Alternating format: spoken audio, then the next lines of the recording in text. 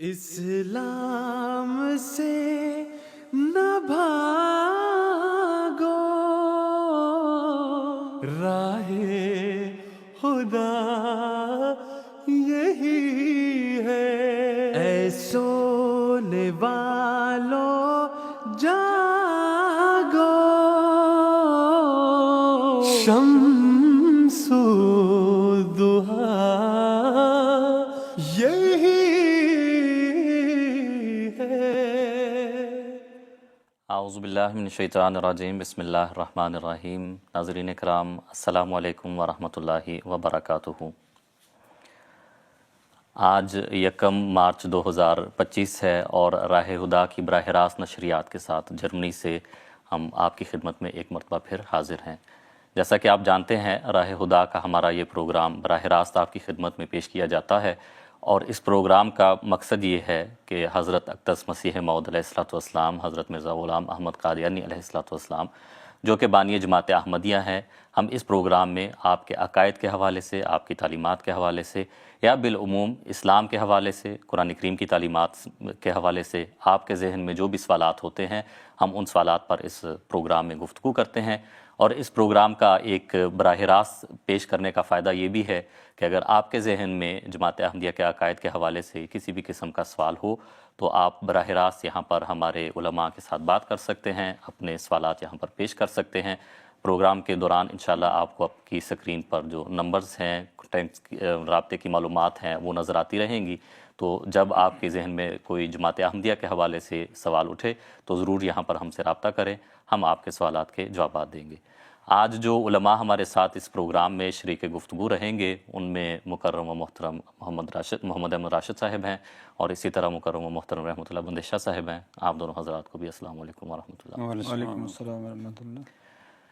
ناظرین کرام، قرآن کریم مسلمانوں کو جو کتاب اللہ تعالیٰ نے عطا فرمائی ہے، یہ ایک ایسی کتاب ہے جس میں اللہ تعالیٰ نے مسلمانوں کی ہدایت کے لیے، تمام انسانیت کی ہدایت کے لیے، رہنمائی کے لیے اللہ تعالیٰ نے چیزیں بیان فرما دی ہیں۔ خدا تعالیٰ نے اس کتاب میں سنت اللہ کا بھی ذکر فرمایا ہے کہ اللہ تعالیٰ کا معاملہ انسانوں کے ساتھ کس طرح سے ہوتا ہے۔ اللہ تعالیٰ نے اس کتاب میں انبیاء کے ساتھ جو معاملات کیے جاتے ہیں ان کا بھی ذکر فرمایا ہے، اور اس کے ساتھ ساتھ جو انبیاء کے مخالفین ہوتے ہیں ان کی کیا سنت ہوتی ہے اس کا بھی ذکر فرمایا ہے۔ جب حضرت صلی اللہ علیہ وآلہ وسلم کی بعثت ہوئی تو آپ صلی اللہ علیہ وآلہ وسلم کے آنے سے پہلے اگر ہم دنیا کے عموماً حالات دیکھیں تو توحید کا نام نہیں تھا، لوگوں کے عقائد جو تھے وہ مشرکانہ تھے۔ حضرت صلی اللہ علیہ وآلہ وسلم کے مبارک وجود سے خدا تعالیٰ کی توحید دنیا میں قائم ہوئی۔ آپ صلی اللہ علیہ وآلہ وسلم کی جو امت ہے وہ مسلمان کہلائی، ان میں مومنین ہیں، لیکن آپ صلی اللہ علیہ وآلہ وسلم نے اپنی اس تعلیمات کے بارے میں، ان تعلیمات کے بارے میں جو آپ لے کر آئے تھے، یہ ارشاد فرمایا کہ یہ تعلیمات اب آئندہ آنے والے ہر زمانے کے لیے ہیں۔ لیکن اس کے ساتھ ساتھ آپ صلی اللہ علیہ وآلہ وسلم نے یہ بھی فرمایا کہ آپ کی امت پر ایسے حالات آئیں گے کہ مسلمان اپنے پاس اس کتاب کے ہونے کے باوجود پھر انہی مشرکانہ عقائد کی طرف واپس چلے جائیں گے۔ تب خدا تعالیٰ ایک نبی کو، ایک رسول کو جو آپ صلی اللہ علیہ وآلہ وسلم کی امت میں سے ہوگا، ایک امتی نبی کو مبعوث فرمائے گا تاکہ ان عقائد کا رد کیا جائے اور انسانیت کو، عوام الناس کو اسلام کی حقیقی تعلیم سے متعارف کروا کر خدا تعالیٰ کی راہ پر گامزن رکھا جائے۔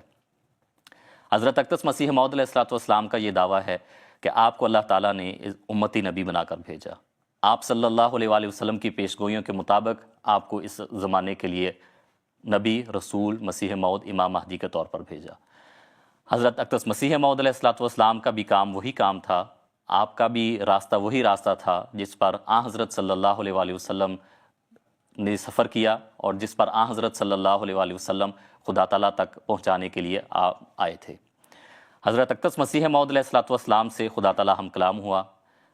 ہم عموماً قرآن کریم کی تعلیمات سے ہمیں یہ علم ہے کہ جو خدا تعالیٰ کے انبیاء اور رسول ہوتے ہیں وہ ہمیشہ خدا تعالیٰ کے کہنے پر بولتے ہیں، خدا تعالیٰ کے کہنے پر ان تعلیمات کو لوگوں کے سامنے پیش کرتے ہیں، اور جب تک کسی چیز کے بارے میں اللہ تعالیٰ واضح حکم نہ دے وہ اس تعلیم پر عمل نہیں کرتے۔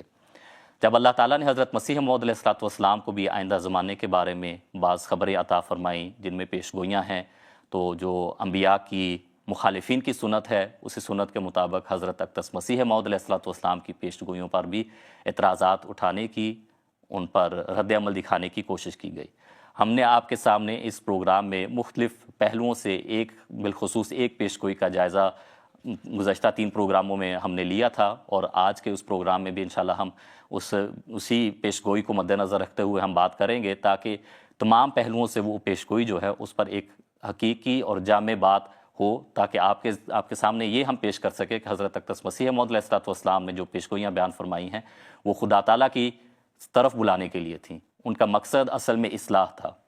اور وہ پیش گوئی جس پر ہم اس پروگرام میں بات کر رہے ہیں وہ بالعموم محمدی بیگم کے نام سے جانی جانے والی یہ پیش گوئی ہے۔ حضرت اقدس مسیح موعود علیہ الصلوۃ والسلام کے رشتہ داروں میں بعض ایسے افراد بھی تھے جو مشرکانہ عقائد رکھتے تھے اور جو خدا تعالیٰ پر تمسخر کرتے تھے۔ حضرت صلی اللہ علیہ وآلہ وسلم پر انہوں نے تمسخر کا نشانہ بنانے کی کوشش کی، اور انہی عقائد کے رد کے لیے حضرت اقدس مسیح موعود علیہ الصلوۃ والسلام نے خدا تعالیٰ کے حضور دعا فرمائی۔ اللہ تعالیٰ نے آپ پر واضح کیا کہ یہ جو آپ کے خاندان میں سے جو ایسے عقائد رکھنے والے لوگ ہیں، ان میں سے اگر وہ اپنی بیٹی محمدی بیگم کی آپ سے شادی کریں گے تو اللہ تعالیٰ کے حضور اللہ تعالیٰ بھی ان کے ساتھ رجوع برحمت ہوگا، ان سے رحمت کا سلوک فرمائے گا۔ اگر وہ اس پیش گوئی پر عمل نہیں کرتے اور نکاح پر رضامند نہیں ہوتے تو خدا تعالیٰ عذاب دے گا، خدا تعالیٰ کی طرف سے ان کو مختلف قسم کے مصائب کا سامنا کرنا پڑے گا۔ اور ہم دیکھتے ہیں کہ ہم انشاءاللہ پروگرام میں بھی دوبارہ اس پر مختصر سی بات بھی کریں گے، ہم دیکھتے ہیں کہ ان کو ان مصائب سے گزرنا پڑا، اور جو محمدی بیگم کی جس سے بعد میں شادی ہوئی تھی وہ رجوع برحمت ہوئے، انہوں نے خدا تعالیٰ کی رجوع کو طلب کیا، خدا تعالیٰ کی رحمت کو طلب کیا، تو اللہ تعالیٰ نے اس لحاظ سے ان کو معاف بھی فرمایا، اور ان کے خاندان میں احمدیت کا وجود بھی ہمیں ملتا ہے۔ اصل حقیقت یہ تھی کہ خدا تعالیٰ کی طرف وہ لوگ واپس آئیں، ان کی اصلاح ہو، اور یہ ایسی پیش گوئیاں ہیں جو ہمیں بالعموم قرآن کریم کی مختلف انبیاء کے حالات سے ہمیں نظر آتی ہیں۔ ہم نے ان تمام چیزوں پر بات کی ہے۔ اب آج کے پروگرام میں انشاءاللہ جو اس پر مختلف قسم کے اعتراضات کیے جاتے ہیں، ہم ان پر بات کریں گے، ان کو آپ کے سامنے رکھیں گے کہ وہ بھی ایک ایسے حقیقی طور پر کوئی اعتراضات نہیں ہیں، وہ صرف اپنی ایک کہہ لیں مخالفانہ رویہ ہے، مخالفانہ روش ہے جس پر مخالفین قائم ہیں۔ اصل میں وہ اعتراضات اس طرح سے بنتے نہیں ہیں، کیونکہ اسلام کی تعلیمات میں، قرآن کریم میں خدا تعالیٰ نے ہر چیز کو واضح طور پر بیان فرما دیا ہے۔ اور ہم نے آپ کے سامنے یہ چیز رکھی تھی کہ حضرت اقدس مسیح موعود علیہ الصلوۃ والسلام کا دعویٰ ایک نبی ہونے کا دعویٰ ہے، اور اگر ہم نے آپ کو پرکھنا ہے تو ہم آپ کو نبوت کے معیار پر پرکھیں گے، اسی نبوت کے معیار پر جن پر ہم دوسرے انبیاء کو پرکھتے ہیں۔ تو انشاءاللہ آج بھی ہم اس پروگرام میں اس پیش گوئی کے حوالے سے بات کریں گے، اور جو اعتراضات ہمیں موصول ہوتے ہیں یا بالعموم جو کیے جاتے ہیں ان پر ہم بات کریں گے۔ اسی کے ساتھ میں مکرم و محترم محمد احمد راشد صاحب کی طرف آج کے پہلے سوال کے ساتھ جاتا ہوں کہ حضرت اقدس مسیح موعود علیہ الصلوۃ والسلام کے بیٹے تھے مرزا فضل احمد۔ حضرت اقدس مسیح موعود علیہ الصلوۃ والسلام نے انہیں مجبور کیا، اعتراض یہ کیا جاتا ہے کہ آپ نے ان کو مجبور کیا کہ وہ اپنی بیوی کو طلاق دیں، آپ نے ایسا کیوں کیا؟ اس حوالے سے اگر آپ گفتگو فرمائیں۔ بسم اللہ الرحمن الرحیم۔ دیکھیں جی، اگر مسیح موعود نے مجبور کیا تو پھر تو یہ صرف مسیح موعود پہ اعتراض نہیں بنتا۔ حضرت ابراہیم علیہ السلام کے بارے میں بہت مشہور ہے، حدیث میں بھی یہ واقعہ آتا ہے کہ آپ جب حضرت اسماعیل علیہ السلام بڑے ہو گئے، ان کی شادی ہو گئی، تو آپ ان سے ملنے کے لیے گئے۔ حضرت ابراہیم علیہ السلام جب ان کے گھر پہنچے تو آپ کی بہو گھر میں تھی، حضرت اسماعیل علیہ السلام گھر میں نہیں تھے۔ تو حضرت ابراہیم علیہ السلام جب اپنی بہو سے ملے تو آپ نے اسے کہا کہ جب میرا بیٹا واپس آئے، حضرت اسماعیل علیہ السلام شکار وغیرہ کھیلنے کے گئے ہوئے تھے، تو وہ واپس آئے تو اسے کہنا کہ اس طرح کوئی شخص آیا تھا، وہ کہہ گیا کہ اپنے گھر کی دہلیز جو ہے اس کو بدل دو، اپنے دروازے کی۔ تو وہ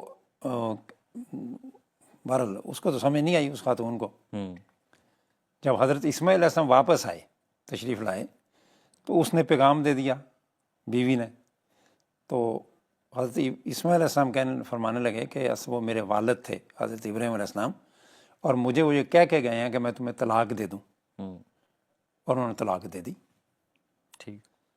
رسول اللہ صلی اللہ علیہ وسلم کے زمانے کا بڑا مشہور واقعہ ہے، حضرت عبداللہ بن عمر رضی اللہ تعالیٰ عنہ بہت معروف صحابی ہیں، وہ رسول اللہ صلی اللہ علیہ وسلم کے پاس گئے کہ اے اللہ کے رسول صلی اللہ علیہ وسلم، مجھے اپنی بیوی جو ہے وہ بہت اچھی لگتی ہے، مجھے اس سے بڑا پیار ہے، لیکن میرے والد حضرت عمر کہتے ہیں کہ میں اس کو طلاق دے دوں۔ تو رسول اللہ صلی اللہ علیہ وسلم نے فرمایا کہ اگر عمر کہتے ہیں تو طلاق دے دو۔ اب ان واقعات سے فقہاء نے یہ نتیجہ نکالا ہے کہ اگر باپ اپنے بیٹے کو بعض دینی وجوہات کی بنا پہ جو عورت میں پائی جاتی ہیں اسے کہے کہ طلاق دے دو تو وہ طلاق دے۔ اب دیکھنے والی بات یہ ہے کہ یہ جو شریعت کا مسئلہ ہے، مسیح موعود علیہ السلام نے اس پہ عمل کیا یا کوئی اور بات تھی؟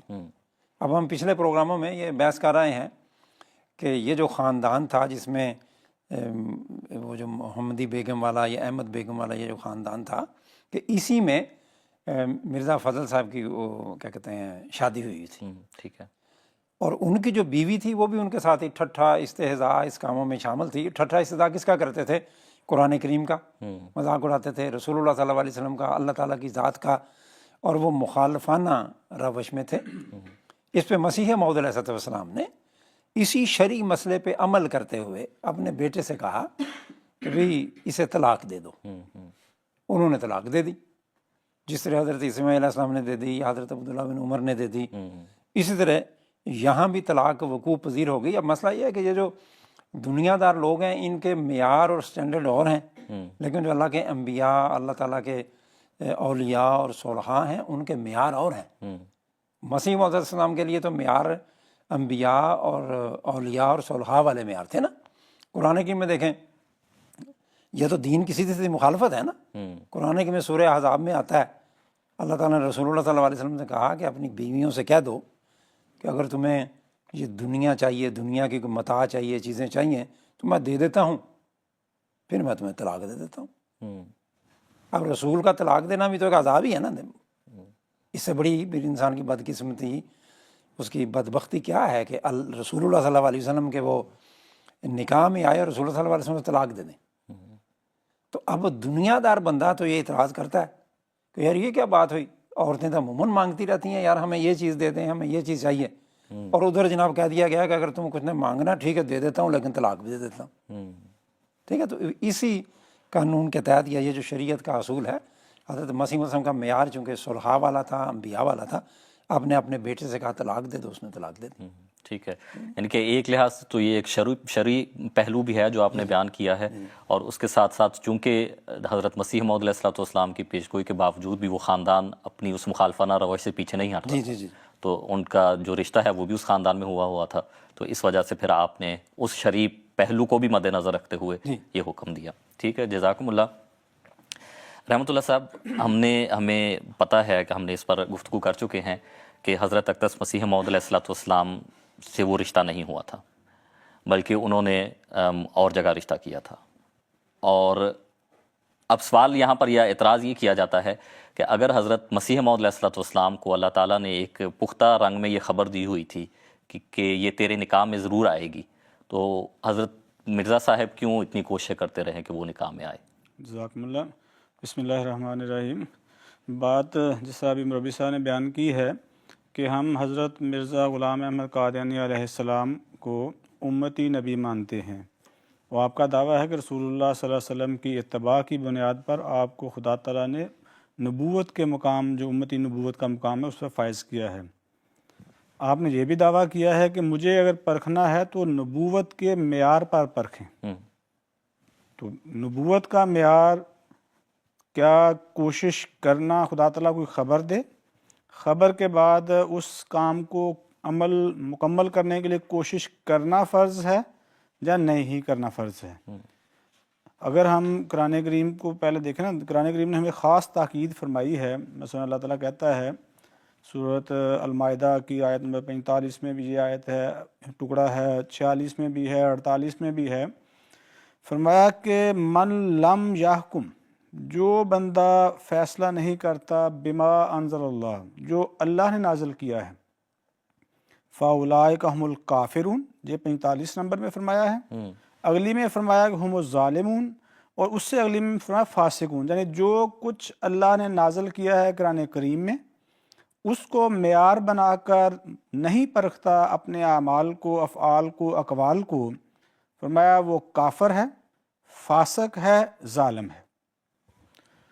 بلکہ سورۃ النساء میں تو خدا تعالیٰ نے خاص طور پہ بیان فرمایا ہے کہ اے مومنو اگر تمہارا باہم اختلاف ہو جائے، فَإِن تَنَازَعْتُمْ فِي شَيْءٍ، جب بھی تمہارا آپس میں اختلاف ہو تو تمہارے لیے ہدایت یہ ہے کہ تم نے پھر اللہ کی طرف رجوع کرنا ہے، اللہ کے رسول کی طرف رجوع کرنا ہے۔ حتیٰ کہ اسی سورہ نساء کی آیت نمبر 66 میں فرمایا ہے کہ فلا و ربک، خدا تعالیٰ کی قسم ہے کہ جو بندہ رسول اللہ صلی اللہ علیہ وسلم و قرآن کے بیان کے موافق فیصلہ نہیں کرتا، اور آخر میں فرمایا یسلم تسلیما، اور جو آپ فیصلہ کریں اس کو شرح صدر سے قبول نہیں کرتا، میں اس کا تو ایمان ہی نہیں ہے۔ تو گویا اللہ بیان کرے قرآن کریم میں کوئی حکم، وضاحت کسی نبی کی سنت کی، رسول اللہ صلی اللہ علیہ وسلم کے طریق سے کوئی بات ثابت ہو، وہ معیار ہے جس پہ ہم نے مرزا صاحب کو پرکھنا ہے۔ دیکھیں اللہ تعالیٰ نے حضور صلی اللہ علیہ وسلم کے لیے، بلکہ لوگوں کے مخالفین کے لیے یہ پیشگوئی فرمائی کہ واللہ یعصمک من الناس، اے اللہ، جنہیں اللہ تعالیٰ فرماتا ہے رسول اللہ صلی اللہ علیہ وسلم کے لیے کہ اللہ رسول اللہ صلی اللہ علیہ وسلم کو یعصمک، بچا کے رکھے گا، من الناس، لوگوں سے، پیشگوئی فرما رہا اللہ فرما دی کہ اللہ تعالیٰ حضور صلی اللہ علیہ وسلم کی حفاظت کرے گا۔ تو غیر احمدیوں کے معیار کے موافق کوشش نہیں نہ کرنی چاہیے تھی پھر نعوذ باللہ حضور صلی اللہ علیہ وسلم کو حفاظت کے لیے، لیکن حضور صلی اللہ علیہ وسلم کی حفاظت کے لیے کوشش کی گئی ہے یا نہیں؟ کیا حضور کی پیرد ہوتا تھا؟ جنگیں ہوئی حضور کی حفاظت کے لیے خصوصی انتظامات ہوتے تھے، ہمیشہ ہوتے تھے۔ کیا انتظامات نہ کرنا درست تھا یا کرنا درست تھا؟ کرنا لازم تھا، اس کے باوجود کہ پیشگوئی تھی۔ بلکہ عجیب بات ہے چیمہ صاحب، سورہ رات جو سورہ مکی صورت ہے، اس میں اللہ تعالیٰ نے یہ بیان فرمایا ہے کہ آیت نمبر 12 میں کہ لاہو موقبات، کہ حضور صلی اللہ علیہ وسلم کی حفاظت والے مقرر ہیں۔ کہاں؟ من بین یدیہ من خلفہ، بھی ہر طرف، دائیں بائیں آگے پیچھے، یحفظونہ من امر، اللہ کے حکم سے آپ کی حفاظت کرتے ہیں۔ ایک طرف فرمایا کہ اللہ کے حکم سے حفاظت کرنے والے دستے آپ کے مقرر ہیں، دوسری طرف کیا پیشگوئی فرمائی؟ ایک دوسری جگہ آپ کے دل کو تسکین دینے کے لیے کیا فرمایا کہ واللہ یعصمک من الناس، اللہ آپ کو لوگوں سے بچا کے رکھے گا۔ اس کے باوجود جنگیں کرنا پڑیں، جنگوں میں حضور صلی اللہ علیہ وسلم کی حفاظت کے لیے انتظامات کرنا پڑے، تو کیا نعوذ باللہ ہم کہیں گے کہ وہ فضول کرتے تھے، اللہ کے رسول کو پتہ ہی نہیں چلا، ان لوگوں کو پتہ چل گیا؟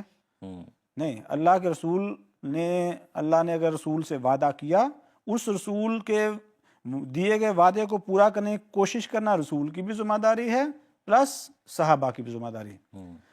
عجیب بات ہے، سورہ انفال کے آغاز میں ہمیں تذکرہ ملتا ہے کہ حضور مکہ سے نکلے ہیں، بدر کے مقام کی طرف جا رہے ہیں، اس وقت دو معاملات درپیش تھے، ایک قافلہ آ رہا تھا اس کو روکنا تھا، جہاں پھر جو مشرکین کا لشکر مکہ سے مدینہ کی طرف چڑھائی کرتے ہوئے آ رہا تھا، اس میں سے کسی ایک کو روکنا تھا۔ اللہ تعالیٰ سورہ انفال کی آیت نمبر 8 میں فرماتا ہے اذ یعدکم اللہ، اللہ تم سے وعدہ کر رہا ہے، کس چیز کا؟ احدی الطائفتین، دو گروہ ہیں، کون سا؟ ایک جو قافلہ ہے وہ، دوسرا ہے جو لشکر، ان میں سے ایک کا جس کے ساتھ بھی مسلمانوں کا مقابلہ ہوگا، فرمایا انہا لکم، وہ تمہارے لیے۔ تو بہرحال مقابلہ مسلمانوں کا جو لشکر کفار کی طرف سے آ رہا تھا ان کے ساتھ ہوا۔ تو کیا حضور صلی اللہ علیہ وسلم کیونکہ اللہ نے وعدہ کیا جو تمہارے لیے بیٹھ گئے آرام سے؟ نہیں، وہ روایات ہم نے سنی ہیں، پڑھی ہیں، جس میں آتا ہے کہ حضور اس قدر کی ریاضاری کر رہے تھے کہ ابوبکر کہتے تھے حضور اللہ نے آپ سے وعدہ کیا ہے، آپ اتنا نہ گڑ گڑائیں، فرمایا شاید ساتھ کوئی مخفی شرط ہو۔ تو گویا کوشش کرنا، کوشش کو انتہا تک پہنچانا نہ صرف سنت رسول صلی اللہ علیہ وسلم ہے، بلکہ قرآن کریم نے اس کے برعکس ایسے لوگوں کو ڈانٹا ہے، ایسے لوگوں کی یعنی نہ صرف ڈانٹا ہے بلکہ فرمایا کہ تم نے ایسا نہیں کرنا. دیکھیں اللہ تعالیٰ نے حضرت موسیٰ علیہ السلام سے وعدہ کیا کہ آپ جائیں ارض مقدسہ میں شامل ہوں, پہنچیں, انشاءاللہ آپ کو ارض مقدسہ دی جائے گی. قوم, اللہ نے وعدہ کیا تھا نا ارض مقدسہ یعنی بیت المقدس وغیرہ علاقہ, سارا یروشلم یہ والا علاقہ دینے کا. تو جب حضرت موسیٰ علیہ السلام اپنی قوم کے ساتھ جا رہے تھے تو انہوں نے کہا نہیں ہم نے نہیں جانا, وہاں تو بڑی جابر قسم کی قوم ہے. بلکہ ان کی بدتمیزی کہہ لیں یہ تھی, انہوں نے کہا فَاذْهَبْ أَنْتَ وَرَبُّكَ. وعدہ کس نے کیا؟ اللہ نے. کس سے کیا؟ اے موسیٰ تیرے سے, تو اور تیرا رب جائے, فَقَاتِلَا, تم دونوں جا کے لڑو. اللہ لڑے, موسیٰ علیہ السلام لڑے, ہم تو جہاں بیٹھے ہیں. اِنَّا ہَاہُنَا قَاعِدُونَ, ہمیں نہیں جانا. گویا وعدہ تھا, وعدے کو پورا کرنے میں تعاون نہ کرنے کی بنا پر اللہ تعالیٰ فرماتا ہے ہم نے 40 سال کے لیے وہ زمین حرام کر دی ان پہ.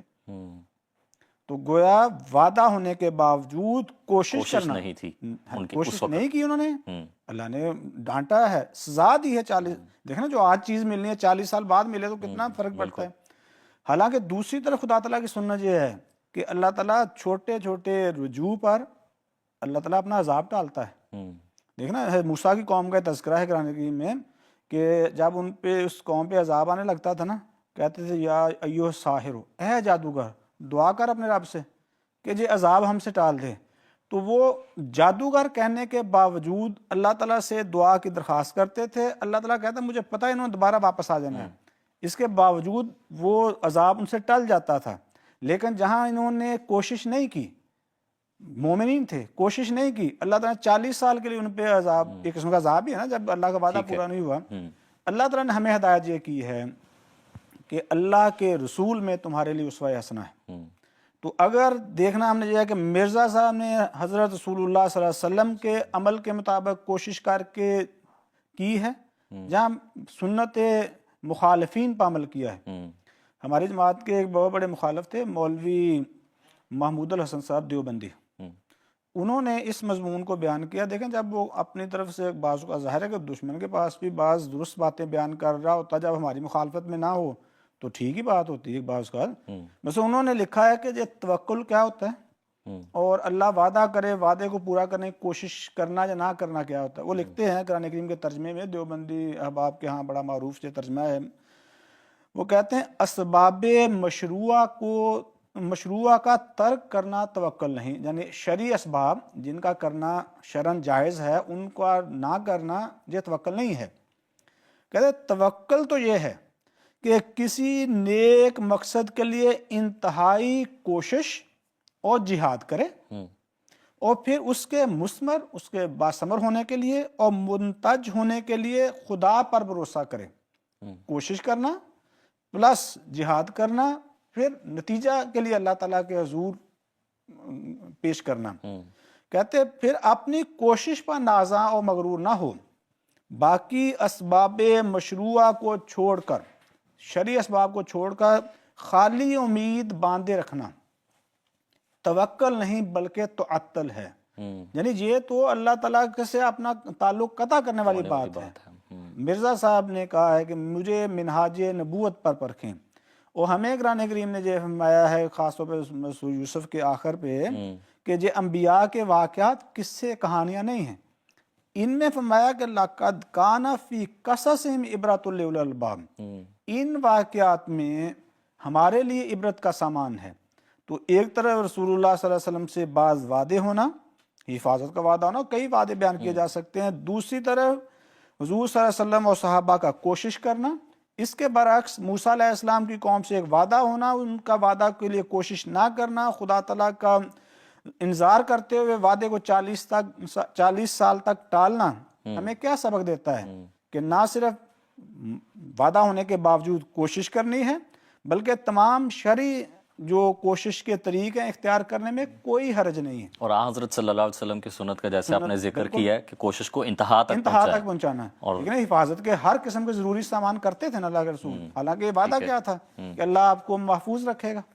تو بہرحال ہمیں اس میں کوئی اعتراض والی بات نہیں, بلکہ اس سے تو ثابت ہوتا ہے کہ مرزا صاحب علیہ السلام سنت انبیاء پر عمل کر رہے تھے، نہ کہ مخالفین کی عمل۔ ٹھیک ہے، جزاکم اللہ، آپ نے تمام پہلوؤں سے اس پر روشنی ڈالی ہے۔ اگلا سوال میں راشد صاحب کی خدمت میں رکھنا چاہتا ہوں کہ ہم نے گزشتہ پروگراموں میں یہ ذکر بھی کیا تھا کہ حضرت صالح کا ہم نے ذکر کیا، اسی طرح حضرت موسیٰ کا بھی رحمۃ اللہ صاحب نے بھی ذکر کیا ہے، تو ہم نے مختلف انبیاء کے حوالے سے، ان کی پیشگوئیوں کے حوالے سے ہم نے یہ باتیں بھی کی تھیں۔ تو اب جو اعتراض اس پیشگوئی کے حوالے سے ایک یہ بھی کیا جاتا ہے کہ عذاب تو بڑی بڑی باتوں پر آتے ہیں، اب یہ کیا بات ہوئی کہ ایک رشتہ نہیں دیا تو اس پر عذاب کی خبر سنا دی گئی ہے؟ دیکھیں، یہ جو مخالفین ہیں نا جی، جو اللہ کے انبیاء کے مخالف ہوتے ہیں، وہ سمجھا یہ کرتے ہیں کہ اللہ کی بات چھوٹی ہے، بات ہماری بڑی ہے۔ بات ٹھیک ہے، وہ کہتے ہیں بڑی بڑی باتوں میں عذاب آتے ہیں، لیکن اللہ کی بات بڑی ہوتی ہے۔ اللہ جس بات کی طرف جس زمانے میں توجہ دلا دے وہ بات بڑی ہو جاتی ہے، لوگوں کے نزدیک وہ ہو سکتا ہے چھوٹی بات ہو۔ اب پہلی بات تو یہ کہ ہم نے یہ بات پہلے کئی دفعہ اس پہ ہم نے بحث کی ہے، بڑی تفصیل سے بتایا ہے کہ یہ کوئی مسئلہ کسی کوئی شادی کا نہیں تھا، بلکہ ایک پورے کا پورا خاندان تھا۔ یہ مسیح موعود صلی اللہ علیہ وسلم کا بڑا قریب یہ خاندان تھا، خاندان کے قریبی لوگ تھے جو ٹھٹھا اور استہزاء کرتے تھے۔ مسیح موعود صلی اللہ علیہ وسلم نے فرمایا کہ ایک دن میرے پاس ایک شخص آیا رات کو اور وہ رو رہا تھا، اس کی میں نے سمجھا کہ کوئی مر گیا، اس کا بڑا قریبی عزیز۔ تو میں نے پوچھا کہ کوئی مر گیا؟ تو اس نے کہا اس سے بھی بڑی بات ہو گئی ہے۔ کیا ہوا ہے؟ اس نے کہا یہ جو لوگ ہیں وہ یہ ٹھٹھے کر رہے ہیں، قرآن کو پاؤں کے نیچے لیا ہوا ہے انہوں نے، وغیرہ وغیرہ وغیرہ نا۔ تو یہ ایک بہت بڑی بات تھی، ہو سکتا ہے مخالفین کے نزدیک یہ بڑی چھوٹی سی بات ہو نا۔ اب رہی یہ بات کہ اگر ہم قرآن کریم پہ نظر ڈالیں تو جس کو یہ چھوٹی کہتے ہیں پتہ چلتا ہے قرآن کریم سے اسے پکڑ ہوتی ہے۔ مثلا میں آپ کو ایک دو چند آیات پڑھ کے میں سناتا ہوں۔ اللہ تعالیٰ فرماتا ہے کہ جب وَإِذَا أَرَدْنَا أَن نُهْلِكَ قَرْيَةً أَمَرْنَا مُتْرَفِيهَا فَفَسَقُوا فِيهَا، کہ جب ہم کسی بستی کو یعنی بستی والوں کو ہلاک کرنے کا ارادہ کرتے ہیں تو ہم ایک حکم دیتے ہیں۔ اب وہ بستی والے کیا ہے، اس کو چھوٹا سا حکم سمجھتے ہوئے، اس کو غیر اہم سمجھتے ہوئے کہ فَفَسَقُوا فِيهَا، وہ انکار کرتے ہیں۔ تو جب یہ صورتحال ہوتی ہے فَحَقَّ عَلَيْهَا الْقَوْلُ فَدَمَّرْنَاهَا تَدْمِيرًا، تو پھر ہماری جو بات ہے وہ عذاب والی ان کے حق میں پوری ہوتی ہے اور اللہ ان کو تباہ و برباد کر دیتا ہے۔ اللہ کہتا ہے میں حکم دیتا ہوں۔ پھر دیکھیں اللہ تعالیٰ قرآن کی میں فرماتا ہے، یہ حضرت طالوت والا واقعہ آتا ہے۔ اللہ تعالیٰ فرماتا ہے فَلَمَّا فَصَلَ طَالُوتُ بِالْجُنُودِ قَالَ إِنَّ اللَّهَ مُبْتَلِيكُم بِنَهْرٍ فَمَنْ شَرِبَ مِنْهُ فَلَيْسَ مِنِّي وَمَنْ لَمْ يَطْعَمْهُ فَإِنَّهُ مِنِّي إِلَّا مَنِ اغْتَرَفَ غُرْفَةً بِيَدِهِ، کہ دیکھو جو اللہ تمہیں ایک نہر کے ذریعے، نہر کے پانی کے ذریعے اللہ تمہیں آزمانا چاہتا ہے، تو جو اس میں سے بہت زیادہ پیٹ بھر کے پانی پیے گا اس سے ہمارا تعلق ہی کٹ جائے گا مومنوں کی جماعت سے، اور جو ایک چلو بھر پانی معمولی سا، اب دیکھیں معمولی سی بات ہے، بظاہر چھوٹی سی بات ہے، پانی سے جی اللہ نے آزمایا، ٹھیک ہے۔ پھر اللہ تعالیٰ جو ہے قرآن کی میں فرماتا ہے کہ یہ جو جہنمی لوگ ہیں ان سے پوچھا جائے گا کہ ما سالہ کا کون فی سقر، تمہیں جہنم میں کس چیز نے ڈال دیا۔ تو آگے جو باتیں سنیں تو یہ جو غیر مومن لوگ ہیں، جو انبیاء کے مخالف لوگ ہیں، ان کے اندر کی جتنی باتیں ہیں ساری وہ ہوگی بہت معمولی سی باتیں۔ مثلا قالوا لم نکو من المصلین، ہم نماز نہیں پڑھتے تھے۔ اب ان لوگوں کے نزدیک جو انبیاء کے مخالف ہیں بھی نماز نہ بھی پڑھی تو کیا ہو گیا۔ اگلی بات دی وَلَمْ نَكُ نُطْعِمُ الْمِسْكِينَ، مسکین کو ہم کھانا نہیں کھلاتے تھے۔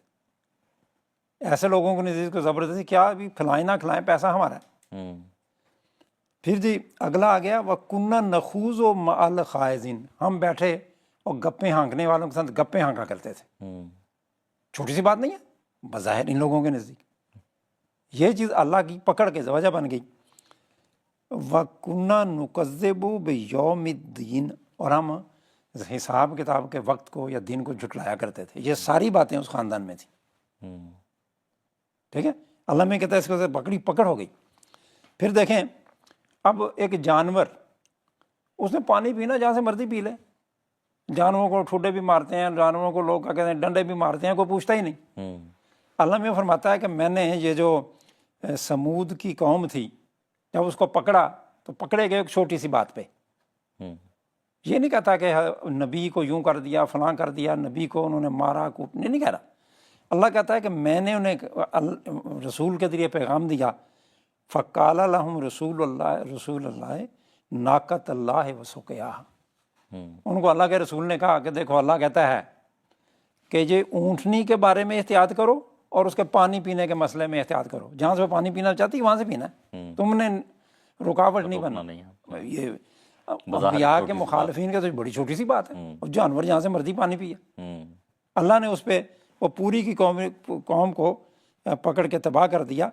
اور اس کے ساتھ ساتھ دیکھیں اگر وہ اللہ تعالیٰ جو باتوں کا حکم دیتا ہے نا, جو بظاہر چھوٹی بات ہوتی ہے جو اس پہ عمل کرتا ہے, تو اللہ تعالیٰ حضرت ابراہیم علیہ السلام کے بارے میں فرماتا ہے وَإِذِ ابْتَلَىٰ إِبْرَاهِيمَ رَبُّهُ بِكَلِمَاتٍ. اللہ نے ابراہیم کو بات چھوٹی چھوٹی باتوں کے ذریعے آزمایا. فَأَتَمَّهُنَّ, اس نے وہ پرفیکٹ اللہ کے کسی حکم کو معمولی نہیں سمجھا, اس نے کہا ساری بڑے اہم ہیں.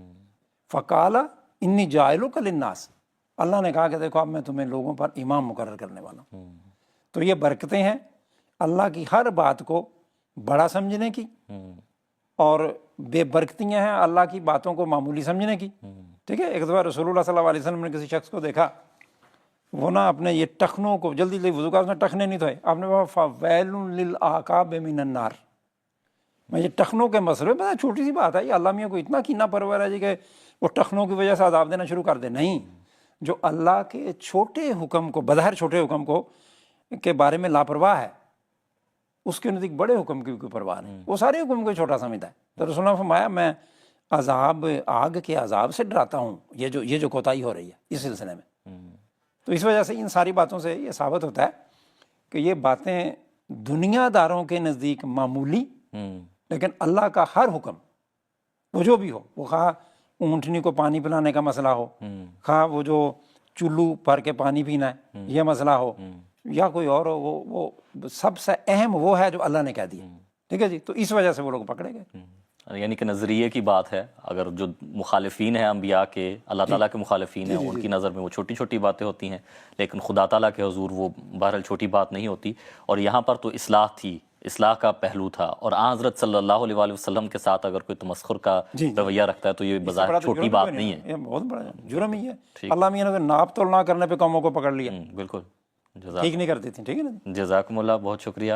ہم اب اپنے ناظرین کے بھی بعض سوالات کو اس پروگرام میں شامل کرتے ہیں. ہمارے ساتھ ایک کالر ہیں, ان سے بات کر لیتے ہیں. السلام علیکم ورحمۃ اللہ. جی السلام علیکم ورحمۃ اللہ. وعلیکم السلام ورحمۃ اللہ. جی میرا نام خالدہ رانا ہے اور میں جرمنی سے بات کر رہی ہوں. میں آپ کی ساری ٹیم کو بہت بہت سلام پیش کرتی ہوں, پیارے آقا کو کرتی ہوں, اور رمضان شریف کی بہت بہت مبارک ہو, اللہ کی برکت کرے.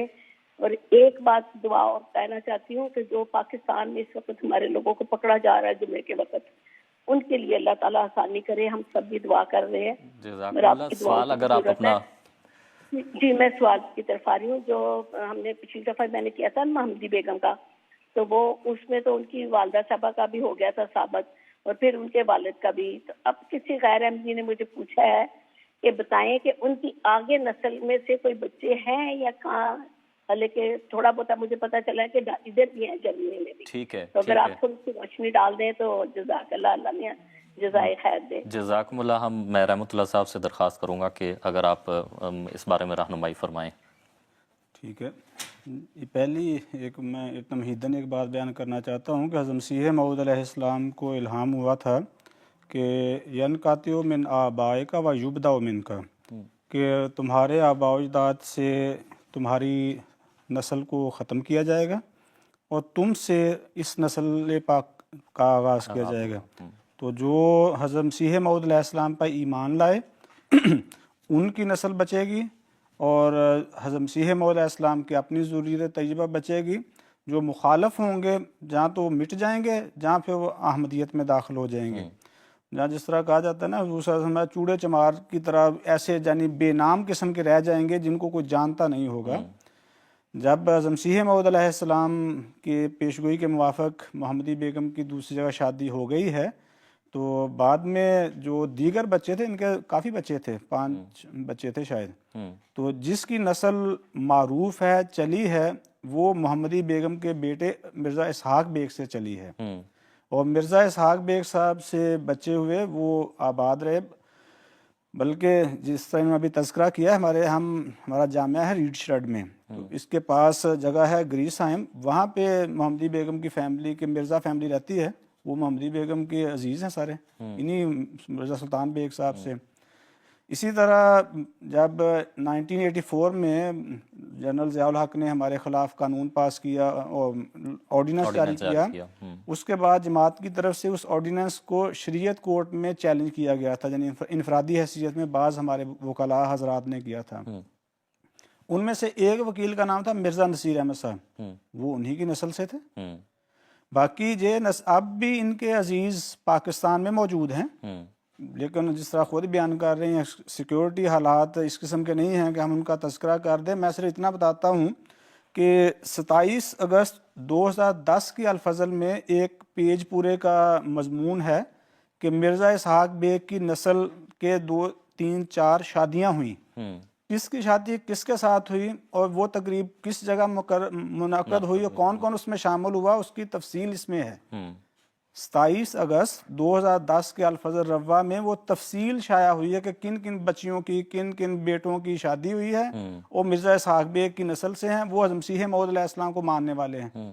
تو گویا حضرت مسیح موعود علیہ السلام کو ماننے والے یہ بچے موجود تھے ہیں، اور حضرت جماعت کے ساتھ پختہ تعلق رکھ رہے ہیں۔ جس ملک میں بیٹھے ہم اس وقت پروگرام کر رہے ہیں، میں نے بتایا ہمارے پاس جامعہ میرا کے قریب ایک شہر ہے چھوٹا سا، وہاں پہ یہ نسل موجود ہے ان کی، پاکستان میں موجود ہے، تو سیکیورٹی حالات کے بنا پہ اس سے زیادہ میرا خیال ان کے نام پتہ بیان کرنا مناسب نہیں۔ ہاں جی، نہیں اس حد تک یعنی کہ جو ان کا سوال تھا اس کا آپ نے جواب بھی دے دیا ہے، تو جزاکم اللہ، آپ نے اس پر روشنی ڈالی۔ ہمارا یعنی کہ اسی کو اگر ہم آگے بڑھائیں تو ہم بات کر رہے تھے کہ حضرت مسیح موعود علیہ السلام سے وعدہ تھا کہ یہ تیرے نکاح میں آئے گی، تو ایک اس پر اعتراض یہ بھی کیا جاتا ہے کہ پیشگوئی الہامی تھی تو اللہ تعالیٰ کا فرض تھا کہ نکاح کا انتظام کرتا اور مرزا صاحب خاموش رہتے، تو جبکہ وہ بظاہر اعتراض کرنے والے یہ کہتے ہیں کہ نظر یہ آتا ہے کہ مرزا صاحب شور کرتے رہے اور خدا تعالیٰ خاموش رہا۔ یعنی بالکل درست بات ہے، جس طرح میں نے پہلے سوال کے جواب میں بتایا کہ کوشش کرنا اچھا فعل ہے یا برا، یہ ہم نے قرآن کریم میں بتانا ہے۔ قرآن کریم نے بتایا کہ رسول اللہ صلی اللہ علیہ وسلم کی حفاظت کے لیے انتظام کرنے کا اللہ وعدہ کرتا ہے۔ اگر ہم وہ آیت دوبارہ دکھا سکیں کہ واللہ یعصمک من الناس، کہ اللہ تعالیٰ رسول اللہ صلی اللہ علیہ وسلم کو مخالفین سے بچا کر رکھے گا، تو پھر حضور کو کوشش نہیں کرنی چاہیے تھی، حضور خاموشی سے بیٹھ جاتے، صحابہ خاموشی سے بیٹھ جاتے، نہیں، کوشش کرتے رہے، دن رات کوشش کرتے، تبلیغی لحاظ سے بھی اور انتظامی لحاظ سے بھی حتی المقدور کوشش کی ہے نا۔ دیکھیں اللہ تعالیٰ کہتا ہے کہ کاتب اللہ لاغلبن انا و رسولی، میں اور میرے رسول ہمیشہ غالب آئیں گے۔ تو کیا انبیاء ہاتھ پہ ہاتھ رکھ کے بیٹھ جاتے تھے گھر میں، کوئی تبلیغ نہیں کرتے تھے، کوئی کوشش نہیں کرتے تھے اپنے پیغام کو پھیلانے کی؟ دیکھیں اس سے بڑھ کے میں نے ابھی مثال دی حضرت موسیٰ علیہ السلام کی، کہ اللہ نے کہا کہ اس قوم جائیں بیت مقدس میں داخل ہو جائیں اس علاقے میں، قوم نے کوشش نہیں کی، انہوں نے کہا ہم جہاں بیٹھے ہیں، ہم جہاں بیٹھے ہیں، تو اور تیرا رب اذهب، اے موسیٰ تو جا، تیرا رب جائے اور ان سے قتال کرے، پھر جب فتح ہو جائے گا ہم داخل ہو جائیں گے۔ نہیں بھائی، وہ اچھی بات نہیں تھی، اللہ نے اس کو پسند نہیں کیا۔ تو مرزا صاحب کو اگر اللہ کہتا ہے کہ یہ پیش گوئی ہے کہ وہ کوشش کریں اور محمدی بیگم نکاح میں آئے گی، کیا صرف بغیر وجہ کے بتا دیا تھا؟ نہیں، مرزا صاحب کو جو پیش گوئی نا، اصل میں ہوتا ہے چیمہ صاحب بات یہ ہے کہ جو آدھی بات جو بیان کرتے ہیں لوگ، آدھی بیان نہیں کرتے۔ دیکھیں یہ پیش گوئی کے کئی حصے تھے۔ پیش گوئی یہ تھی کہ مرزا صاحب جو مرزا احمد بیگ صاحب ہیں، اگر وہ اپنی بیٹی کا نکاح حضرت مسیح موعود علیہ السلام سے نہیں کریں گے تو تاریخ نکاح سے 3 سال کے اندر مرزا احمد بیگ فوت ہو جائے گا، اور تاریخ نکاح سے 2.5 سال کے اندر مرزا جو اس کا داماد ہوگا وہ فوت ہو جائے گا۔ اور اس جب پیشگوئی ہوئی تھی اسی میں حضور کو دکھایا گیا تھا اور اللہ تعالیٰ نے فرمایا تھا کہ جو محمدی بیگم کی نانی جو ہے حضرت مسیح موعود علیہ السلام کو خواب میں نظر آئی، وہ رو رہی تھی اور حضور نے ان کے چہرے پر غم کے آثار دیکھے۔ اس وقت حضرت مسیح موعود علیہ السلام نے فرمایا تھا کہ تو بھی فَإِنَّ الْبَلَاءَ عَلَىٰ بِكَ، کہ اے عورت تو توبہ کر، بلا تیری نسل اور در نسل ہے۔ یعنی جس طرح دیکھیں نا حضور صلی اللہ علیہ وسلم کو غزوہ احزاب میں وعدہ دیا گیا کہ آپ کو کیسر کے محلات کی چابیاں دی گئیں، فلاں مدائن کے محلات کی چابیاں دی گئیں، بعد میں وہ کن کے ہاتھ پہ پوری ہوئیں؟ حضرت عمر رضی اللہ تعالیٰ عنہ کے ہاتھ میں۔ تو بظاہر مخاطب کو دوسرا بھی ہو سکتا ہے، محمدی بیگم کی نانی کو مخاطب کر کے حضور نے وہ لکھا آئینہ کمالات اسلام میں، ان کو اشتہار میں بتایا کہ بلا آئے گی، جو توبہ کریں گے وہ بچ جائیں گے۔ جو احمد بیگ تھا اس نے اس توبہ کی شرط سے فائدہ نہیں اٹھایا، حالانکہ توبہ تو پہلے میں سوال کے جواب میں بتا چکا ہوں کہ وہ ہلکی سی توبہ، چھوٹی سی توبہ، جس طرح موسیٰ علیہ السلام کے واقعہ میں اللہ نے فرمایا کہ وہ صرف یہ کہتے تھے یا ایھا ساحر، جادوگر کہتے تھے توبہ ہم کرتے ہیں، اللہ عذاب ٹال دے، اللہ عذاب ٹال دیتا تھا، دوبارہ ان پہ عذاب آ جاتا تھا۔ اس نے توبہ نہیں کی، عذاب پکڑا گیا۔ اس کے بعد جب وہ احمد بیگ پیشگوئی کا ایک حصہ پورا ہوا نا، دیکھیں 2 بندوں کے مرنے کی پیشگوئی تھی، ایک بندہ میعاد کے اندر بلکہ بالکل میعاد کے شروع میں فوت ہو گیا، تو قدرتی بات ہے نا، دوسرا بندہ ڈرے گا۔ اگر کہا جائے کہ یہ پانی کا پیالہ ہے، اس میں زہر ہے، جو پیے گا مرے گا، ایک پیتا مر جاتا ہے، تو طبعی طور پر دوسرا ڈر جائے گا۔ اور حضور نے فرمایا ہے کہ ان کے طرف سے پھر مجھے خطوط آئے۔ جب وہ 2.5 سال کی پیشگوئی گزری اور مرزا سلطان بیگ صاحب فوت نہیں ہوئے تو بعض نے شور مچایا، تو انجام آتم میں حضرت مسیح موعود علیہ السلام نے بیان کیا، فرمایا اس میں کون سا مسئلہ ہے، انہوں نے توبہ والی پیشگوئی سے فائدہ اٹھایا ہے، انہیں کہیں مرزا سلطان بیگ سے کہیں فیصلہ آسان ہے، احمد بیگ کے داماد سلطان محمد سے کہو تکذیب کا اشتہار دے، پھر اس کے بعد جو میعاد خدا تعالیٰ مقرر کرے اگر اس سے اس کی موت تجاوز کرے تو میں جھوٹا ہوں۔ جی حضور نے فرمایا اگر یعنی کہ وہ نہیں ڈرے تھے دے دیتے تو اشتہار، اشتہار دینا چاہیے تھا، دیکھیں بلکہ اکسائے گئے تھے بعض علماء کی طرف سے کہ اشتہار دیں۔ نہ صرف اکسائے گئے بلکہ جو محمدی بیگم کے خامند تھے سلطان بیگ صاحب، انہوں نے تحریری طور پر کہا کہ میں نے توبہ کی ہے۔ دیکھیں 1913 مئی 1913 میں تشہیز الاذہان میں یہ مضمون شائع ہوا، تشہیز الاذہان میں سلطان بیگ صاحب کا خط شائع ہوا ہے، اور اس میں انہوں نے کہا ہے کہ میں بھائی مرزا صاحب کو نیک صالح مانتا ہوں۔ جب حیات تھا نا، اگر خدا نہ خواستہ تشہیز میں 1913 میں شائع ہونے والا وہ خط جھوٹا تھا تو اشتہار دیتے کہ نہیں بھائی یہ جھوٹا خط ہے۔ اس مضمون میں تشہیز کے بیان کیا گیا کہ بھائی محمدی بیگم کے رشتہ دار قادیان میں موجود زندہ سارے آئیں، ان سے ملیں، چیک کریں، پوچھ لیں کہ کیا یہ ڈرے ہیں یا نہیں ڈرے۔ پھر اس تشہیز کے اشتہار کے بعد دوبارہ الفضل میں سلطان محمد صاحب کا انٹرویو شائع ہوا، ان سے کئی سوالات ہوئے، ان میں ایک سوال یہ بھی تھا کہ کیا محمدی بیگم کی پیشگوئی کے بعد ڈرے تھے؟ انہوں نے کہا میں صرف مرزا صاحب کو درست مانتا ہوں، ہاں بیعت کا انہوں نے معاملہ لگ گیا، نہ حضرت مسیح موعود علیہ السلام شرط رکھی بھی نہیں تھی، کوئی بیعت کی توبہ کی شرط تھی نا، اس میں اس نے کہا ہے کہ بھئی میرے سے لوگوں نے کہا اشتہار دیں، ہم پیسے دیں گے، آریہ آئے، کیوں کہتے تھے اکرام کی پیشگوئی ہم پیسے دیں گے، اور مولوی آئے، عیسائی آئے کہ عبداللہ آتم کی پیشگوئی کی وجہ سے آئے تھے، کہتے میں نے نہیں اشتہار دیا۔ بعد میں دیکھیں نا خدا نہ خواستہ کسی کی والدہ کے بارے میں اتنا غلط بیہودہ پروپیگنڈا ہوتا تو کیا غیرت مند بچہ ہوتا ہے جو اپنی والدہ کے جو جس وجہ سے مسائل پیدا ہوئے ہیں ان کو قبول کر لیتا ہے۔ محمدی بیگم کا بیٹا مرزا اسحاق بیگ وہ نہ صرف حضرت مسیح موعود علیہ السلام کی جماعت میں شامل ہوا، جس وقت وہ شامل ہوا بعد میں الفضل میں پورے پیج کا اشتہار شائع ہوا، بتایا گیا کہ دیکھیں حضرت مسیح موعود علیہ السلام کی صداقت کا ایک اور زندہ ثبوت ہے، اور وہ اشتہار میں اس سے پوچھا گیا، وہ کہتے ہیں ہمارے گھر میں یہ بات جانی مانی ہے کہ ہم نے یہ پیشگوئی پوری ہوتی دیکھی ہے، اگر وہ پیشگوئی پوری نہیں ہوئی تھی تو مرزا اسحاق بیگ کبھی بھی احمدیت میں داخل نہ ہوتا۔ محمدی بیگم کی والدہ ہم نے پچھلی دفعہ اس کی قبر کی تصویر بھی دکھائی تھی، قادیان میں مدفون ہے، موسیاں تھی، کبھی بھی داخل نہ ہوتی. محمدی بیگم کی بہنیں احمدیت میں داخل ہوئیں. مرزا محمود بیگ ایک تھے جن کی جو سب سے زیادہ اکسانے والے تھے ان کو. حضرت مسیح موعود علیہ السلام نے حقیقت الوحی میں بیان کیا وہ خود احمدی ہو گئے حضور کی حیات میں. ٹھیک ہے. محمدی بیگم کے بیٹے کا احمدی ہونا، الفضل میں اس کا اشتہار شائع ہوا. میں نے ابھی بتایا 27 اگست 2010 میں اس کے بچوں کی شادی کا تذکرہ ہوا. محمدی بیگم کے خاوند کے اشتہارات کے شائع ہونا. تو بھئی یہ کوشش کوئی منع نہیں ہے، اللہ کے رسول کی سنت ہے کوشش کو پورا کرنا. بلکہ یہ جو سوال انہوں نے کہا ہے کہ مرزا صاحب شور کرتے رہے اور خدا خاموش رہا، بلکہ خدا تعالیٰ دلوں کو پھیر رہا تھا اس وقت، اور جو اصلاح کا پہلو تھا وہ اس کی طرف مائل ہو رہے تھے. وہ یہ وہی بات ہے نا. دیکھیں حضرت نوح علیہ السلام کے دور میں کیا ہوتا، حضرت نوح علیہ السلام سے اللہ نے وعدہ کیا تیرے بیٹے کو بچائے گا. بظاہر جو بیٹا تھا وہ فوت ہو گیا.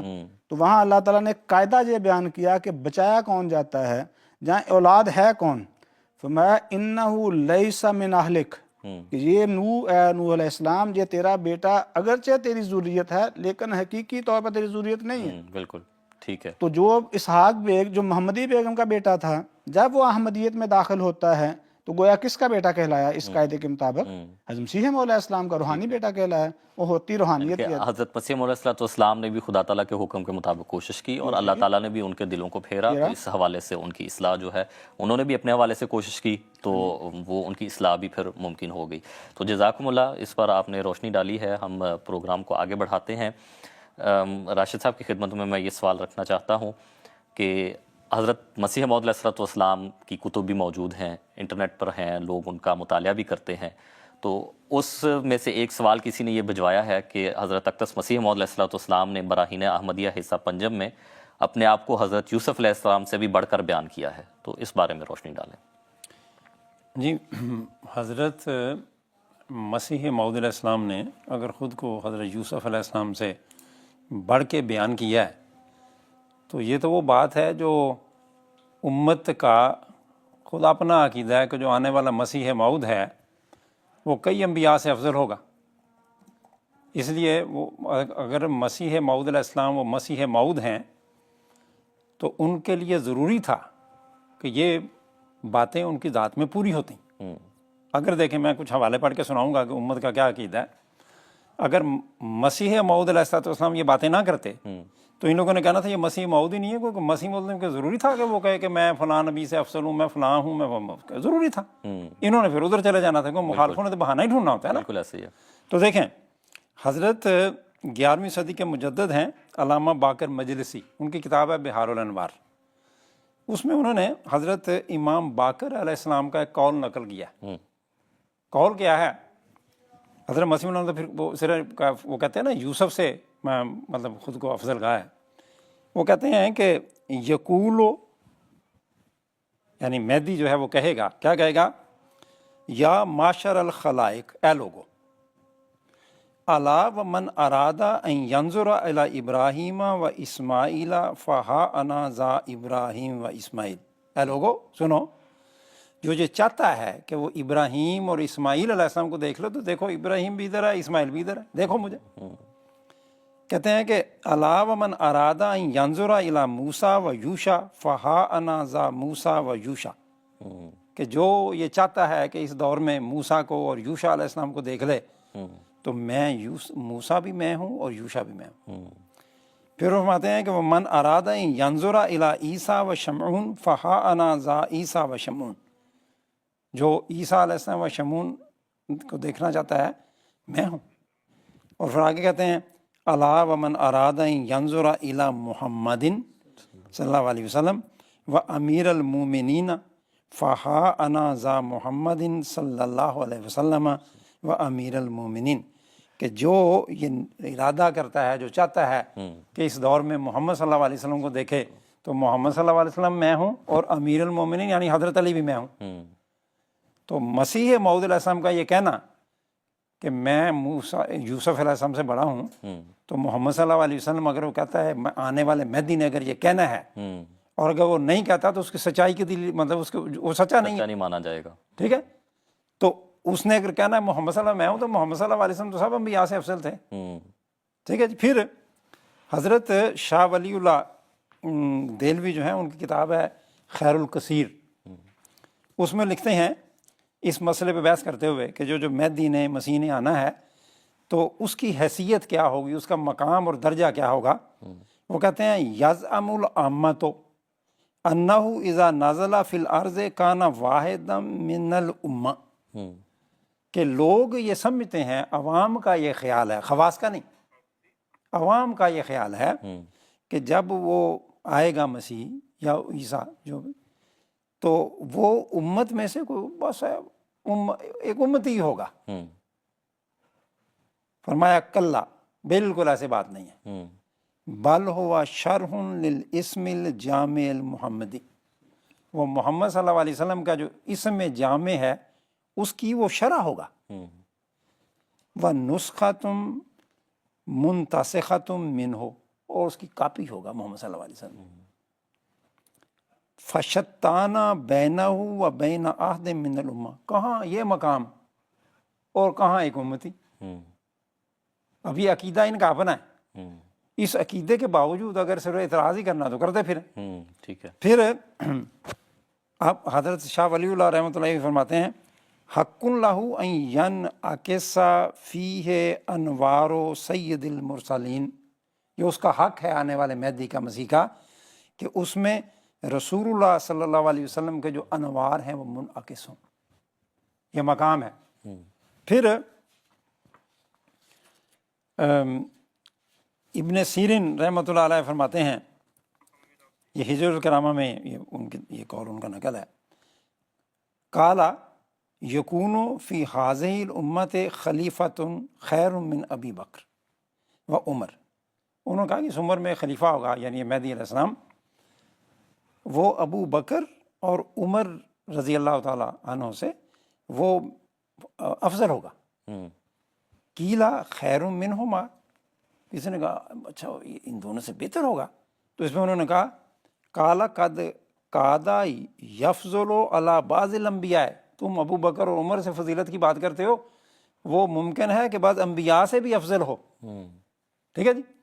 پھر فصوص الحکم میں یہ لکھا ہے، کہتے ہیں المہدی الذی یجیء فی آخر الزمان فإنہ یکون فی الاحکام الشرعیۃ تابعا لمحمد صلی اللہ علیہ وسلم، کہ وہ مہدی علیہ السلام جو آخری زمانے میں آئیں گے وہ احکام شریعت میں تو محمد صلی اللہ علیہ وسلم کے تابع ہیں، وفی المعارف والعلوم والحقیقت، لیکن معارف میں اور علوم میں اور حقیقت میں تکون جمیع الانبیاء والاولیاء تابعون لہ، سارے کے سارے انبیاء اور اولیاء اس مہدی کے تابع ہوں گے. کلہم سارے کے سارے ولا یناقض ما ذکرنا لأن باطنہ باطن محمد صلی اللہ علیہ وسلم. ہم نے یہ بات کی ہے، یہ کوئی ایسی کوئی بات نہیں ہے کہ جو سمجھ نہیں آئے، کیونکہ اس کا جو باطن ہے یعنی آنے والے مہدی کا، مسیح کا، وہ تو محمد صلی اللہ علیہ وسلم کا باطن ہونا ہے. یہ ان کے اپنے عقائد ہیں جی. ٹھیک ہے. تو جس کا باطن محمد صلی اللہ علیہ وسلم کا باطن ہے وہ یوسف سے تو بڑا ہی ہوگا نا جی. ٹھیک ہے. ٹھیک ہے جی، میرا خیال اتنا کافی. ٹھیک ہے، جزاکم اللہ، آپ نے اس پر بات کی ہے. تو ہم پروگرام میں آگے چلتے ہیں. ہمارے ساتھ ہمارے ایک کالر ہیں عریف الزمان صاحب بنگلہ دیش سے. ان سے ریگولر ان کے سوالات ہمیں یہاں پر موصول ہوتے رہتے ہیں پروگرام میں، تو ان سے بات کر لیتے ہیں. السلام علیکم ورحمۃ اللہ. السلام علیکم ورحمۃ اللہ وبرکاتہ. میں عریف الزمان بنگلہ دیش سے بول رہا ہوں. سارے رمضان مبارک ہو آپ کو. میرا سوال ہے، حضرت مسیح موعود علیہ السلام کے ایک مخالف سعد اللہ کے بارے میں ایک اعلان ہوا تھا انا شانیہ کا هو الابتر، اس کا پس منظر اور اعتراضات کی باوجود یہ کیسی پوری ہوئی، اس کا واقعہ مختصر پیش کیجیے. جزاکم اللہ. ٹھیک ہے، جزاکم اللہ. میں راشد صاحب سے درخواست کروں گا کہ اس پر اگر آپ بات کریں. ہمارے پاس تقریباً 5 سے 6 منٹ ہیں، تو اگر آپ اس پر بات کرتے ہیں. بات یہ ہے کہ یہ جو آدمی تھا سعد اللہ لدھیانوی، یہ ایک نو مسلم تھا، اور اس کی بدبختی کہ یہ مسیح موعود کا بڑا شدید مخالف تھا. صرف مخالف ہی نہیں، نہایت ہی گندی زبان استعمال کرتا تھا. ایک مخالفت ہوتی ہے نا شرافت میں، یہ نہایت ہی گندی زبان مسیح موعود کے بارے میں استعمال کیا کرتا تھا. اس نے کتاب بھی لکھی شہاب ثاقب بر مسیح کاذب، مسیح موعود کے خلاف. پھر اس نے کیا کہتے ہیں مختلف مسئلوں کے بارے میں بھی باتیں جو لکھتا تھا اس میں سے ایک اس نے بات یہ مسیح کے بارے میں لکھی کہ مسیح موعود صاحب جو ہے وہ ابتر ہوں گے، ان کا سلسلہ منقطع ہو جائے گا. اس کے فارسی اشعار تھے. تو یہ 16 ستمبر 1897 کی تحریر میں اس نے لکھا کہ مسیح موعود ابتر ہوں گے. اس نے جو یہ جو گندی جو مطلب زبان استعمال کرتا تھا، پھر اس قسم کی باتیں، تو اس پہ مسیح موعود علیہ السلام سے اللہ تعالیٰ نے اس کے بارے میں دعا کی. تو اللہ تعالیٰ نے حضرت مسیح موعود السلام کو یہ خبر دی کہ یہ جو شخص ہے، میں مسیح موعود کے الفاظ ہی پڑھ دیتا ہوں. یہ حضور فرماتے ہیں کہ حق سے لڑتا رہ، انوار الاسلام میں آپ نے لکھا. آخر اے مردار دیکھے گا کہ تیرا کیا انجام ہوگا. اے عدو اللہ، تو مجھ سے نہیں بلکہ خدا تعالیٰ سے لڑ رہا ہے. باخدا مجھے اسی وقت یعنی 29 ستمبر 1894 کو تیری نسبت یہ الہام ہوا، انا شانیہ کا ہوا الابتر، کہ تیرا جو دشمن ہے یہ سعد اللہ لدھوانی یہ ابتر ہو کے مرے گا. اس الہامی عبارت کا ترجمہ یہ ہے کہ سعد اللہ جو تجھے ابتر کہتا ہے اور یہ دعویٰ کرتا ہے کہ تیرا سلسلہ اولاد اور دوسری برکات کا منقطع ہو جائے گا، ایسا ہرگز نہیں ہوگا بلکہ وہ خود ابتر رہے گا. یہ اللہ تعالیٰ نے مسیح السلام کو خبر دی. بہرحال اب یہ جو سعد اللہ لدھوانی ہے، اس کا ایک ہی بیٹا، باقی اس کی اولاد مر گئی. اس کا ایک بیٹا تھا، وہ اس کا نام تھا محمود. اس کی شادی شدی بھی کوئی نہیں ہوتی. مسیح صاحب نے ایک جگہ لکھا بھی میری یہ پیش ہوئی ہے، خدا نے مجھے یہ خبر دی ہے، اگر وہ مرد ہے تو اس کی شادی تو کرو نا. 29 سال اس کی عمر ہو گئی تھی، 29-30 سال عمر اس کی ہو گئی تھی. اب اس کی اس نے شادی کرنے کی کوشش کی، یہ 1907 کی بات ہے، لیکن خدا تعالیٰ نے یہ سعد اللہ لدھوانوی جو ہے اس کو اس کی شادی دیکھنا بھی نصیب نہیں کی کہ شادی سے پہلے یہ مر گیا. یہ واقعہ ہے 3 جنوری 1907 کا. اب اس کی بارہ وہ شادی تو لڑکے کی کوئی اولاد نہیں ہوئی. پھر وہ مسیح موعود کے مخالفین جس میں ثناء اللہ امرسری تھے اور لوگ تھے، ان کو دوبارہ بڑا شوق تھا، وہ تو اندر سے جل جاتے تھے کہ یار مرزا صاحب کی پیش گوئی پوری ہو رہی ہے. انہوں نے بڑی کوشش کر کے اس کی دوسری شادی کروائی، وہاں سے بھی اولاد نہ ہوئی. اور یہ تو خود 12-13 سال اس نے یہ ساری مسلم کی پیش گوئی کا زمانہ دیکھا. یہ خود اب خود اپنی آنکھوں سے دیکھ گیا کہ میں ابتر ہی ہوں نا. تو اس کے بعد یہ جو اس کا لڑکا ہے وہ 12 جنوری 1926 کو وہ مر گیا بے اولاد، ابتر ہو گیا. اور مسیح موعود کی جو خاندان والی بات ہے تو وہ آپ کے سامنے ہے. مسیح موعود کی اولاد اب سینکڑوں ہزاروں میں ہے. بالکل ٹھیک ہے، مختصر تو اس کی یہی تفصیل. ٹھیک ہے، جزاکم اللہ. رحمۃ اللہ صاحب، یہ ایک آخری سوال ہے، مختصر اگر آپ اس پر بات کر دیں. ویسے تو یعنی کہ یہ کوئی معیار نہیں ہے، لیکن بہرحال چونکہ سوال ہم موصول ہوا ہے تو اس پر بات کر لیتے ہیں. وہ کہتے ہیں کہ مرزا صاحب نے کبھی اعتکاف نہیں کیا تو وہ کیسے امتی نبی بنے؟ جی جزاکم اللہ، آپ نے بنیادی جواب تو دے دیا کہ اگر تو قرآن کریم کی کسی آیت میں یا کسی حدیث میں لکھا ہو کہ نبوت ملنے کا ایک معیار یہ ہے کہ بندے نے اعتکاف کیا ہوا ہو، تو پھر تو ہم بہرحال لازمی پرکھیں گے کہ مرزا صاحب نے اعتکاف کیا ہے یا نہیں کیا. تو اللہ تعالیٰ نے تو نہیں بیان کیا کسی جگہ. تو اپنی طرف سے خود اس قسم کے معیار گھڑنا یہ مناسب نہیں ہے. باقی جس وجہ سے یہ پیش کرتے ہیں بیسیکلی یہ سیرت المہدی کی ایک روایت ہے جس میں لکھا ہے کہ جو بیان کرنے والے ہیں ڈاکٹر میر محمد اسماعیل صاحب کہ میں نے حضرت مسیح موعود علیہ السلام کو معموریت کے بعد کبھی اعتکاف بیٹھتے نہیں دیکھا. تو آپ جانتے ہیں کہ شرعی احکام جو ہے نا وہ مشروط ہوتے ہیں بعض چیزوں کے ساتھ. جیسے نماز ہے، یہ نہیں کہ جب دل کی نماز پڑھنی شروع کر دی اس کے لیے ٹائم ہونا ضروری ہے، وہ پتہ ہونا چاہیے کہ اب طہارت ہے یا نہیں ہے، ستر عورت ہے وغیرہ وغیرہ احکامات مشروط ہیں. حضرت مسیح موعود علیہ السلام کو حضور نے نسیم دعوت اپنی کتاب ہے اس میں لکھا ہے کہ مجھے کم و بیش 1880 کے قریب سے شوگر ہے، اور حضور کو سر درد اور کثرت پیشاب، شوگر کے جو اکثر عوارض ہیں، مسائل ہیں وہ تھے. تو یہ بات حضرت مسیح موعود جو حوالہ بیان کیا جا رہا ہے وہ ہے معموریت یعنی 1886-87 کے بعد کی بات ہے. اس وقت حضور بیمار تھے. اب ایک بیمار ہے، روزہ بھی اس طرح سے پھر نہیں رکھتے. روزے حضور دیکھیں صحت بحال ہے، دن کے ٹائم تو ٹھیک ہے، اگر رات کو صحت خراب ہو جائے تو کیا کریں گے؟ ٹھیک ہے.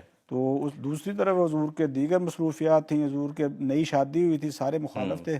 ٹھیک ہے، بنیادی جواب آ گیا ہے کہ یہ کوئی معیار اس طرح سے نہیں ہے۔ تو جزاکم اللہ آپ دونوں علماء کا بھی کہ آپ پروگرام میں شامل ہوئے۔ آج کا ہمارا جو پروگرام ہے وہ اس سیریز کا آخری پروگرام تھا۔ انشاءاللہ ہم دوبارہ پھر آپ کی خدمت میں راہ خدا کی سیریز کے ساتھ حاضر ہوں گے۔ تب تک کے لیے اجازت دیجیے۔ السلام علیکم ورحمۃ اللہ وبرکاتہ۔